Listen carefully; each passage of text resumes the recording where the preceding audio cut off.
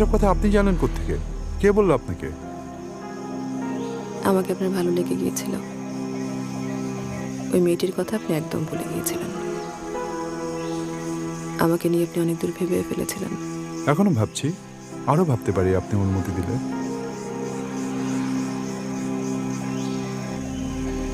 না, তা হয় না।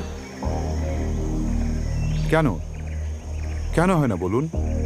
আপনি বলেন কেন হয় না? আরে নো, আমি জানি না, আমি বোঝাতে পারবো না। আমার মনে হচ্ছে আপনাকে নিয়ে কোথাও একটা চলে যাই। আজকের বিকেলটা ভীষণ সুন্দর ছিল, এখন কেমন যেন মরে গেছে।